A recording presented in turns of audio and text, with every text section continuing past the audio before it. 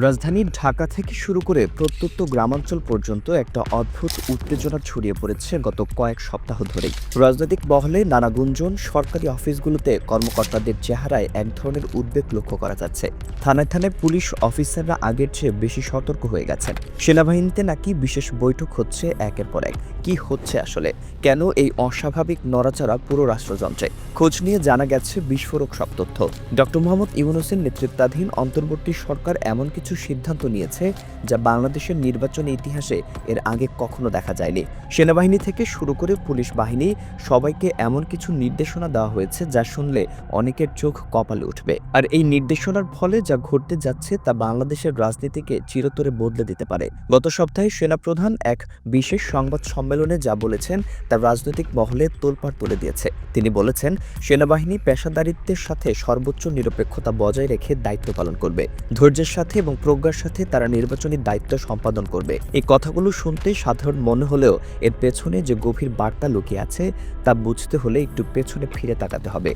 ২০২৪ সালের জুলাই-আগস্ট মাসে বাংলাদেশে কি ঘটেছিল তা কারো অজানা নয়। সেই উত্তাল দিনগুলোতে রাষ্ট্রযন্ত্রের যে অংশগুলো একটি বিশেষ পক্ষের দালালি করেছিল তাদের কি পরিণতি হয়েছিল সেই স্মৃতি এখনো তাজা সবার মনে।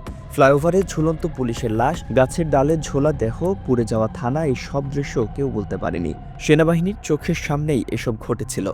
তাই এখন তারা বুঝতে পেরেছেন যে জনগণের বিরুদ্ধে গেলে পরিণতি কি হতে পারে। কিন্তু আসল চমক আসে পুলিশ বাহিনীর তরফ থেকে। পুলিশের মহাপরিদর্শক সম্প্রতি এক নির্দেশনা দিয়েছেন, তা অনেকের কাছে অবিশ্বাস্য মনে হয়েছে। তিনি স্পষ্ট ভাষায় বলেছেন, প্রতিটি পুলিশ সদস্যকে নিরপেক্ষভাবে দায়িত্ব পালন করতে হবে। কোনো রাজনৈতিক দলের প্রতি এক বিন্দু পক্ষপাত করা যাবে না। যে কেউ এই নির্দেশ অমান্য করবে তাকে কঠোর পরিণতি ভোগ করতে হবে। এই নির্দেশনার পেছনে কারণ খুঁজতে গিয়ে বেড়ে এসেছে আরও চাঞ্চল্যকর তথ্য। সূত্র জানাচ্ছে, আইজিপি থেকে শুরু করে ডিআইজি, ডিআইজি থেকে শুরু করে এসপি, এসপি থেকে এএসপি এবং এএসপি থেকে ওসি পর্যন্ত প্রতিটি স্তরে একটাই বার্তা পৌঁছে দেওয়া হয়েছে। সেই বার্তা হলো, পক্ষপাত করলে বিপদে পড়বে। এই বার্তা এতটাই জোরালো যে মাঠ পর্যায়ের অফিসাররা এখন ভয়ে কাঁপছেন। এখানে একটা গুরুত্বপূর্ণ বিষয় উল্লেখ করা দরকার। মাঠ পর্যায়ের অনেক পুলিশ অফিসার, বিশেষ করে ওসিদের একটা বড় অংশ বিশেষ একটা রাজনৈতিক দলের প্রতি ঝোঁক রাখেন বলে অভিযোগ আছে। তারা স্থানীয় নেতাদের অনেককে আশ্বাস দিয়েছেন যে নির্বাচনের সময় কেন্দ্র দখলে সহায়তা করা হবে। কিন্তু এখন পরিস্থিতি সম্পূর্ণ উল্টে গেছে। যারা আশ্বাস দিয়েছেন তারাই এখন সে কথা থেকে সরে আসছেন। তারা বলছেন, ভাই সম্ভব না। উপরের এমন জায়গা থেকে নির্দেশ এসেছে যে কিছুই করার নেই। এই দাবির সপক্ষে প্রমাণও পাওয়া যাচ্ছে। সম্প্রতি আওয়ামী লীগের অনেক নেতাকর্মীকে গ্রেফতার করা হচ্ছে। এই গ্রেফতারগুলো আটকাতে বিএনপি থেকে অনেক চেষ্টা করা হয়েছে বলে জানা গেছে। টাকা পয়সাও খরচ করা হয়েছে, কিন্তু পুলিশ তাকে পাত্তাই দেয়নি। তারা স্পষ্ট বলে দিয়েছে যে উপর থেকে কঠোর নির্দেশনা আছে, কোনো রাজনৈতিক দলের সুপারিশ গ্রহণ করা যাবে না। বিএনপি বলুন, জামায়াত বলুন, কেউ এসে কিছু বললেও কোনো কাজ হবে না। কিন্তু সবচেয়ে গুরুত্বপূর্ণ প্রশ্ন হলো, পুলিশ এবং সেনাবাহিনী কেন এতটা নিরপেক্ষ থাকতে বাধ্য হচ্ছে? এর উত্তর খুঁজতে গেলে আবারও ২০২৪-এর জুলাই-আগস্টের দিকে তাকাতে হবে। সেই সময়ের ট্রমা এখনও রাষ্ট্রযন্ত্রের প্রতিটি অংশে রয়ে গেছে। তারা দেখেছে জনগণ রুষ্ট হলে কি হতে পারে, কিভাবে একটা সরকারি প্রতিষ্ঠান মুহূর্তের মধ্যে ধ্বংসস্তূপে পরিণত হতে পারে, কিভাবে একজন সরকারি কর্মচারী জনতার হাতে মার খেতে পারেন। এই ভয় তাদের মধ্যে এখনও কাজ করছে। এখানে আরেকটা বিষয় উল্লেখ করা জরুরি। এখন প্রতিটি মানুষের হাতে স্মার্টফোন, প্রতিটি ভোট কেন্দ্রে সিসি ক্যামেরা বসানো আছে। কেউ কেউ সেগুলো ভাঙার চেষ্টা করলেও আবার নতুন করে বসানো হচ্ছে। এই প্রযুক্তিগত নজরদারির ফলে কোনো অনিয়ম লুকানো সম্ভব হবে না। একটা ভিডিও ক্লিপ মুহূর্তের মধ্যেই সারা দেশে ছড়িয়ে যেতে পারে। সেই ভিডিও দেখে জনগণ রাস্তায় নামতেও পারে। এই বাস্তবতা প্রশাসনের প্রতিটি কর্মকর্তা বুঝতে পেরেছেন।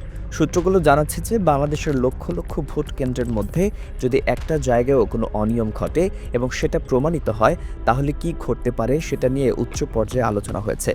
সেই আলোচনার ফলাফল হলো এই কঠোর নির্দেশনা।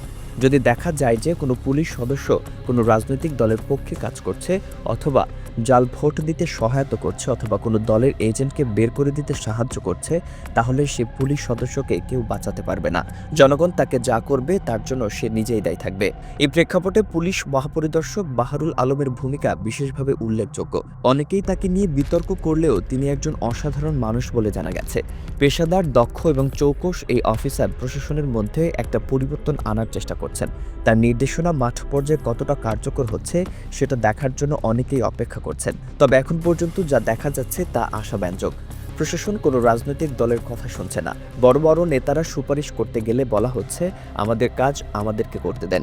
এ ধরনের প্রতিক্রিয়া বাংলাদেশের প্রশাসনে এর আগে কখনো দেখা যায়নি। এটা একটা বড় পরিবর্তনের ইঙ্গিত বহন করছে।